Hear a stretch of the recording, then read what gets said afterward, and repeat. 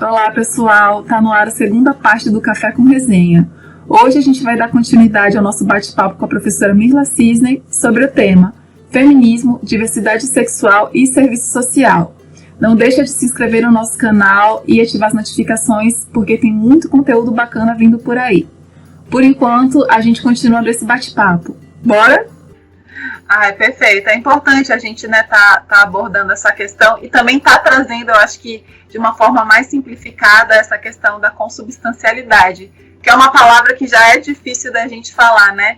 Mas quando a gente já traz para o nosso cotidiano e passa a entender como imbricação, eu acho que principalmente para quem está caminhando nesse percurso de estudos feministas, fica mais simples de entender, fica mais palpável assim, né? E tem uma outra explicação também interessante. Você vê como é assim, a gente quando escreveu o livro falava de consubstancialidade, a gente vai avançando, né, tentando encontrar. Com certeza. E assim, o termo imbricação, ele já foi utilizado, a sua origem, por feministas negras, da mesma forma que interseccionalidade, então isso é importante também do ponto de vista do protagonismo. Feministas na verdade, que elas se consideram racializadas e lésbicas. Uhum. Então, e trazem muita dimensão de classe. Eu estou me referindo a um coletivo chamado Rio com Barri, dos Estados Unidos, né? Então, é uma origem de um grupo radicalizado de mulheres racializadas e lésbicas que fazem exatamente essa imbricação entre sexo e aí sexo, incluindo sexualidade, até porque se afirmam dentro de um feminismo também não só negro, mas lésbico, né? Então, feministas racializadas e lésbicas que pautavam essa imbricação. Isso nos anos 70 já, né? Então, acho que é um registro também importante para a gente dar os créditos, né? E ver de onde vem esse pensamento, porque algumas coisas que parecem novas, nem todas são. A ciência, a produção do conhecimento, ela é muito masculinizada, né? Então, verdade. Muitas pensadoras a gente acaba não conhecendo, ou às vezes conhece tardiamente, mas que já tem aí várias produções, várias contribuições. E, então, esse coletivo, né, Rio com Barri, ele vale a pena também ser conhecido. Tem um manifesto do coletivo que está disponível, inclusive, na internet para consulta. E é importante, acho que tá havendo essas trocas também, né, para fomentar o conhecimento, assim, porque se a gente para pensar que na década de 70 essas mulheres já haviam pensado nisso, né, e isso só chega para a gente de conhecimento agora, nos dias atuais, mas assim, chega ainda num tempo válido para a gente estar repensando também junto à nossa realidade e à nossa condição enquanto Brasil, né? E por falar em nossa condição enquanto Brasil, por falar nessa vida em contexto de pandemia, como é que tem sido para você, como é que tem sido a sua vivência ou a sua sobrevivência nesse tempo de pandemia, num governo assim meio desorientado? Como você tem levado a sua vida de militante, de pesquisadora, de professora? Acredito que professora deva estar sendo um desafio todo dia, né? Por conta da suspensão das aulas presenciais. Mas assim, como é que você tem resistido? Eu nem sei responder ao certo, porque tenho tentado viver um dia por vez, né? Porque é muito, muito desafiador o contexto, assim. Eu acho que é um momento da gente manter muita serenidade, muita tranquilidade. Eu acho que mais do que nunca a valorização da saúde, do sistema público, né, da defesa do SUS, isso ganha notoriedade, assim, de como que a saúde ela precisa ser prioridade. E aí, quando eu falo de saúde, eu falo não só da física, né, mas da saúde mental. A pandemia tem afetado, logicamente, é uma pandemia que tem afetado muitas vidas, muitas pessoas morrido, mas muitas pessoas adoecido também mentalmente. Porque não tem sido fácil, né? Muita ansiedade, muitos medos, muito receio. A gente não sabe como vai ser daqui a 2 dias, né? Um dia melhor, outro dia pior. Então, assim, isso provoca a própria perda de muitas pessoas, da família, de conhecidos, isso abala muito, né? Então, assim, é uma situação que a gente precisa se reinventar nossas forças, nossas condições de resistência. Saudade das ruas, né? Saudade da nossa forma tradicional de manifestação. Então, tudo a gente está reaprendendo. Saudade da sala de aula. Então, como professora, tem que estar aprendendo a dar aula de forma remota, coisa que eu nunca me imaginei, até porque sempre a gente se posicionou contra a OEAD, e aí quase não é EAD também, né? Então, assim, muito difícil para a gente, difícil para as estudantes, né, que também tem muitas dificuldades, um processo que provoca também muitas exclusões, porque nem todo mundo tem acesso à internet, nem todo mundo tem um computador. Então, assim, é muito difícil, tem sido muito difícil em todos os aspectos.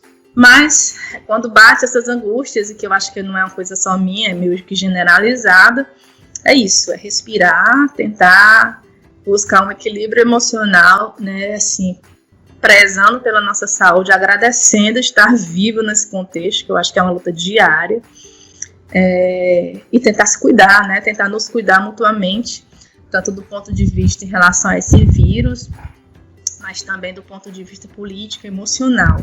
E aí as nossas alternativas têm sido de lives musicais, algumas conversas também com amigas, para a gente não se distanciar tanto, né? Tive a oportunidade de fazer várias lives que também confesso que provocam um desgaste, é cansativo, porque essa forma remota, ela nos esgota mentalmente muito mais do que a forma presencial, né? Elas parece que sugam as nossas energias, essa sensação que eu tenho. Então, como eu fiz muitas lives, eu dei uma cansada, mas pro CRES eu não poderia dizer não, né? Então, assim como a Silvana Mara, que me convidou para outra, eu não consigo dizer lá. Mas, enfim. E aí nisso a gente vai, e sempre tem live toda semana, às vezes consecutivas, assim, de dias, né? Mas tenho tentado colocar alguns limites também nesse sentido, porque senão você pode cair de fato no esgotamento, né? E aí é isso, acho que eu tenho tentado reaprender quais são os meus limites do meu corpo, da minha mente, e tentar prezar também um pouco pelo autocuidado, porque inclusive isso é uma tarefa feminista, né? O autocuidado, o cuidado mútuo, e a gente tentar aí manter a serenidade para sobreviver a esses tempos, e, inclusive somando forças e energias aí para a gente continuar nos nossos enfrentamentos a esse desgoverno que está aí, e que a gente espera que muito em breve a gente possa enfrentá-lo de forma mais direta, não apenas pelas redes, mas nas ruas.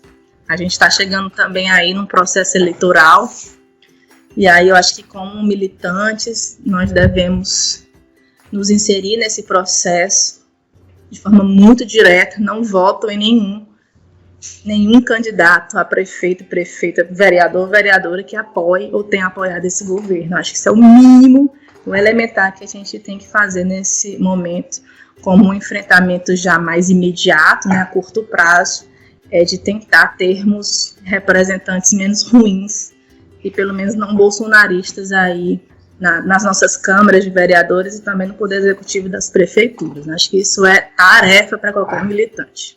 A gente precisa derrubar também as bases de apoio desse governo, porque não é só derrubar Bolsonaro e Mourão, é derrubar a sua base de apoio.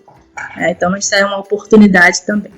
Quem diria, né, que se viver o tempo da política nas ruas já é um momento difícil, imagine agora em contexto de pandemia e com um Bolsonaro assim no governo, como as dificuldades elas aumentam, o peso nas nossas costas ele se multiplica. Bolsonaro no governo, bolsonaristas em vários lugares, inclusive nas universidades, né, interventores no lugar de reitores e reitoras eleitas, nos IEFs também. Então é um momento explicitamente extensivo, né, à ditadura. Né? A gente vivencia várias dimensões de intervenção, tal qual vivenciamos na ditadura, como a intervenção nas universidades, a perseguição, né? Então, esse é um absurdo o que aconteceu que tem acontecido em várias universidades, mas em particular aqui em Mossoró. Verdade. Hoje acordo com a notícia de que a interventora, né, a Ludmilla, colocou um quadro do maior ditador da história, de Costa e Silva, no seu gabinete. Isso é inadmissível para uma pessoa que se diz assistente social, para uma pessoa que se diz educadora, professor. Isso é inadmissível. É verdade. Não pode engolir. A gente não pode engolir e naturalizar isso. A gente precisa ter forças de enfrentar. Verdade. E que que a gente possa, né, tá se fortalecendo nesses espaços ainda que virtuais, né, utilizando da contradição dele para tá se ajudando também, tá se abraçando e se dando as mãos também. Exatamente. E Mila, ainda falando sobre o livro, o que eu achei, uma das coisas que eu achei muito bacana nele é que ao final de cada capítulo, as sugestões de dicas culturais, como músicas, como filmes, como poesias, enfim. São várias dicas que vocês registraram aqui, que deixam pra gente, para estar refletindo sobre o feminismo, sobre a diversidade sexual, sobre o capitalismo, sobre o heteropatriarcado. E aproveitando essa deixa, né, que essas dicas, elas que estão inseridas nos livros, elas deixam, o que tem te salvado assim no âmbito cultural nessa pandemia? O que você tem lido? O que você tem escutado? Que tem te dado assim um quentinho no coração para resistir e sobreviver a cada dia? Micaela, assim, eu sou uma pessoa extremamente apaixonada pelas artes, embora não tenha nenhum talento artístico. Acho que por isso que eu admiro tanto, né? Que quando a gente não sabe o negócio, não sei tocar um instrumento, não sei cantar, não sei pintar, não sei desenhar, então assim, eu não vim com nenhum talento artístico, assim. Mas eu acho que isso me faz admirar ainda mais. Tanto que meu projeto de pós-doutorado é para estudar mulher na história da arte. Essa é a minha pretensão, já comecei a estudar sobre isso. Arrasou! Tive o projeto aprovado pelo CNPq, mas com bolsa cortada pelo governo. Poxa vida, não acredito não. Um dia esse projeto sai, né? Mas ele já está pronto e eu já iniciei alguns estudos sobre a mulher na história da pintura em particular, que eu adoro. Ai, que bacana. Tem material novo por aí, então. Um dia está de tempo para estudar, né? Mas enfim, não vai sair o pós-doutorado agora, mas um dia ele vai sair. E eu tenho aprendi muito, inclusive aprendi um pouco sobre arte, muito durante o meu doutorado, né, que eu tive aí a oportunidade de fazer um sanduíche em Paris, que é um lugar que historicamente, né, perpassa muito, produz muito, enfim, foi muito o berço ali de muita arte, né? Então eu aprendi muito lá, que foi onde eu despertei para esse objeto, dado também a invisibilidade das mulheres na história da arte, porque é resultado de uma divisão sexual do trabalho que se expressa também na divisão sexual na arte, né? Da própria entrada tardia das mulheres nas escolas de arte, a proibição das mulheres, a objetificação das mulheres também. Então aparece nas telas, mas não aparece como as pintoras, né? Então, assim, várias questões me chamaram a atenção. Enfim, eu sou uma mulher apaixonada pela arte, uma leiga, mas assim, estou tentando estudar. E não tenho dúvida, dentro do que eu sinto, do que eu já li, de que a arte ela ocupa um papel fundamental. E você, inclusive, tocou nisso. Né? Onde você... O que tem acalentado o seu coração, o que tem te salvo, né, nesse momento. É o que tem nos salvo. Eu acho que, historicamente, a arte nos salva desse momento tão cruel. Acho que tem um papel fundamental no nosso processo de elevação de consciência, de humanização, de desalienação, de encontro com a dimensão humana na sua radicalidade, na sua condição de criatividade, né? Por isso de desalienação. E nos toca, de fato, de forma muito profunda. E aí eu ouso dizer que a arte, as artes, né? Ela tem um papel de nos elevar humanamente, de nos salvar dessa crueldade, dessa frieza, dessas violências que vivenciamos cotidianamente, e de fato ela nos acalenta, né, nos fortalece, faz, porra, como que música é essa que diz tudo que eu sempre quis dizer? Que né? Coloca lá no fundo, né? A letra de uma música, assim, pô, diz muito mais do que eu li um livro todo que eu escrevi. Que traduz tanto de mulheres. Então, assim, eu fico enlouquecida. Isso realmente me dá uma euforia de vitalidade, né? Então, assim, dos últimos momentos, além do que está no livro, que me provoca isso, é a Bia Ferreira, que eu super recomendo, né? E dentro de uma perspectiva também feminista e antirracista, é Kena.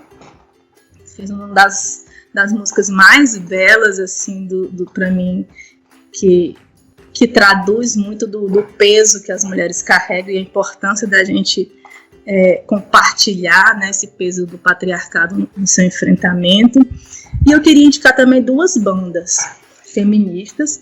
Uma é de Goiás, chama Banda Delas, que todas as letras são voltadas para o debate antirracista, também abordam a questão de que são mulheres lésbicas e feministas, então aborda também essa dimensão da sexualidade e do feminismo. Então a banda delas, assim, elas são geniais, foi assim, um grande presente, me foi apresentada por uma amiga feminista, a professora Marcela Amaral, lá da Federal de Goiás, de Sociologia. E uma outra que é da nossa casa, né, que eu tenho um imenso orgulho delas, até porque são minhas amigas pessoais todas, que é uma banda de Mossoró, nova, mas já tem alguns vídeos dela em YouTube, live, Prata da Casa, chama Coisa Luz. Coisa Luz, que também é formada por mulheres negras, algumas lésbicas, outras não, diversidade total. O objetivo delas é fundamentalmente tocar músicas feministas e antirracistas. Então trabalham muito dentro desse foco feminista e antirracista. Então é uma banda que super merece também aí a nossa atenção e divulgação. Teve uma live que elas fizeram agora já na pandemia, que foi super bem falada, assim, emocionou geral.